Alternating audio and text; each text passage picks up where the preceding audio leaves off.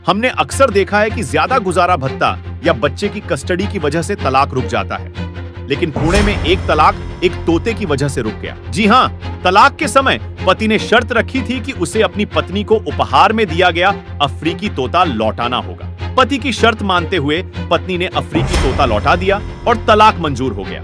हालांकि पति पत्नी अब अलग हो चुके हैं, लेकिन इन दोनों के तलाक पर फिलहाल पुणे की फैमिली कोर्ट में चर्चाएं चल रही है।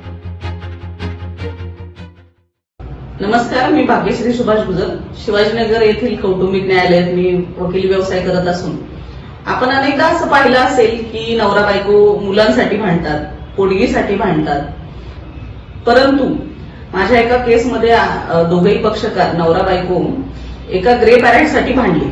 आफ्रिकन ग्रे पॅरेट नवऱ्याने बायकोला लग्नापूर्वी गिफ्ट केला होता। दोघांचेही वाद होते, दोघांचेही पटत नव्हतं। पत्नीने घटस्फोटासाठी केस दाखल केली। मी पतीकडून वकीलपत्र फाईल करून हजर झाली। सदर केस समुपदेशनाला पाठवण्यात आली। समुपदेशनाला पाठवल्यानंतर असं लक्षात आलं की दोघं एकत्र राहण्याचे चान्सेस नाहीयेत, त्यामुळे मग घटस्फोट घेण्याचा निर्णय झाला। दोघंही घटस्फोटाला तयार होते, परंतु पती ह्या निर्णयावरती ठाम होते की त्यांनी जो आफ्रिकन ग्रे पॅरेट पत्नीला लग्नापूर्वी गिफ्ट केला होता तो त्यांना परत पाहिजे, आणि पत्नी ते परत देण्यास तयार नव्हत्या।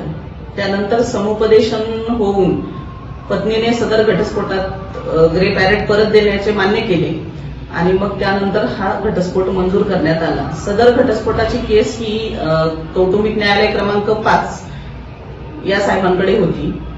सदर केसमध्ये दोघेही पक्षकार गेले 3 वर्ष वाद घालत होते सदर पोपटावरून, आणि सदर घटस्फोट फायनली आता मिटलेला असून त्यांचा घटस्फोट मंजूर केला न्यायालय।